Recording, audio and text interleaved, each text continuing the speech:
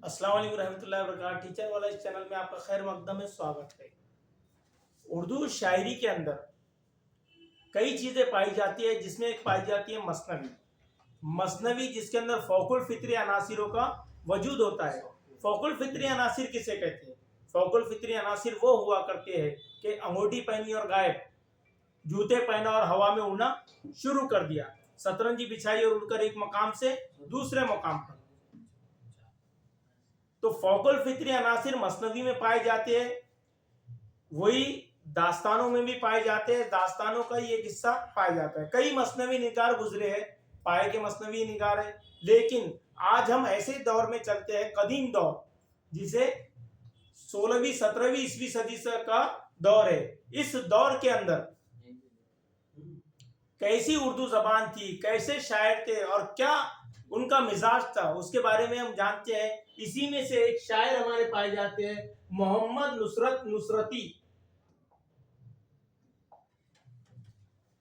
इनका नाम है मोहम्मद नुसरत नुसरती। ये ऐसे शायर है जो कि किसी को भी खातिर में नहीं लाते थे। कोई भी बात रहती थी सच्चाई के साथ बराह रास्त कह दिया करते थे। खानदान का जो पेशा था, आबाई पेशा था, तो वो सिपाहीगिरी था, लेकिन आपने तलवार के बजाय कलम उठाया, जिसके वजह से इनका एक अलग जहन, लेकिन खून में गर्मी पाई जाती थी।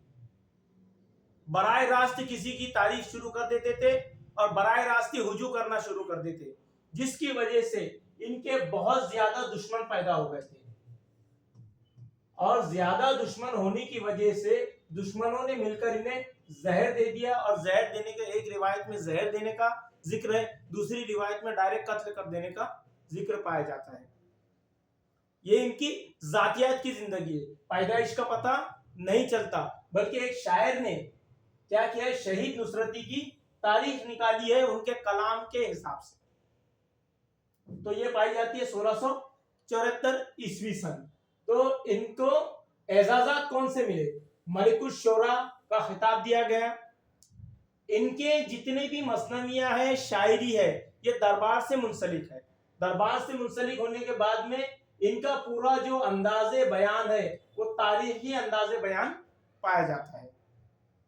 हम देखते हैं गुलशन इश्क, मसनवियां या शायरी कोई भी होती है तो इसके अंदर कई किस्में पाई जाती है। उसमें एक किस्में पाई जाती है बज़्म, जिसे हम कहते हैं महफिल, और एक कहा जाता है रज़्म, जिसे कहते हैं हम जंग का मैदान। तो पहला जो जिक्र है मसनवी उनकी जो मशहूर और मारूफ हुई है, वह गुलशन इश्क 1657 ईस्वी सन में लिखी गई है। मनोहर व मधमालती, इनके इश्क की दास्तान बयान की गई है। और इसमें कैसे अनासिर पाए जाते हैं? पूरे के पूरे फ़ौकुल फितरी अनासिर पाए जाते हैं कि तलवार से बिजलियां निकल रही है, आंखों से बिजलियां चल रही है, बदन के ऊपर तीरों का कोई असर नहीं हो रहा है, कद जो है वो जिन्नातों की तरह बढ़ता चला जाता है, और कुछ पढ़कर फूंक देता है तो आग बिल्कुल बुझ जाती है। ऐसी चीजों का जिक्र है। उसके बाद में दूसरी मसनवी जो है, ये है नुसरती का शाहकार, जिसे कहा जाता है अली नामा। ये रज़मिया मसनवी है। इसमें पूरे जंग के हालात बयान किए गए हैं। और ये जंग के हालात, ये अली नामा, हमारा जहन हजरत अली की जानिब जाता है, ये वो नहीं है। ये अली आदिल शाह सानी के इब्तिदाई 10 सालों का जिक्र है, जिसमें उन्होंने जितनी जंगें लड़ी, उन जंगों के अंदर फतेह याबी और कामरानी हासिल की, उसका तबसरा पाया जाता है। तो ये अंदाज जो है, ये तारीखी अंदाज है। हमें अगर तारीख जानना है कि मुसलमानों की तारीख क्या है, तो हमें उर्दू अदब के जरिए भी मालूम होती है, क्योंकि शायरों का जो अंदाज है, ये तारीखी अंदाज है। दरबार से मुंसलिक होने के बाद में वो तारीफ करते हैं, हकीकत बयानी करते हैं। उसके बाद में ये जो अलीनामा मसनवी है, ये शाहनामा की तर्ज पर लिखी गई है। शाहनामा बहुत मशहूर और मारूफ मसनवी है, उसकी तर्ज पर लिखी गई है, फारसी मसनवी की तर्ज पर लिखी गई है। उसके बाद में आता है तारीख स्कंदरी या फतेह नामा बहलुल खा। अब ये जो है 1672 ईस्वी सन में मुकम्मल होती है, जब आदिल शाह सानी का इंतकाल हो जाता है और उनके तख्त पर उनका 5 साला बेटा बैठता है और पूरे इख्तियारात उनके बेगम के हाथों में रहते हैं। ये ऐसे वक्त के अंदर शिवाजी जो है वो क्या करते हैं, हमला करते हैं। कहाँ पर, दक्कन की तरफ में। और जब वो हमला करते हैं तो बहुत से इलाकों पर वो कब्जा कर लेते हैं। तो ऐसे वक्त में इन्हें शिकस्त देने के लिए बहलोल खां को भेजा जाता है और बहलोल खां जो है इन्हें शिवाजी को शिकस्त देते हैं और देने के बाद में दोबारा वो इलाके हासिल कर लेते हैं। तो वो इलाके हासिल करने का जिक्र जो है ये तारीख अस्कंदरी या फतेहनामा बहलोल 1672 ईस्वी सन का जिक्र मिलता है। तो ये जो मसनवी है, इस मसनवी के अंदर तारीख की बातें बयान की गई है।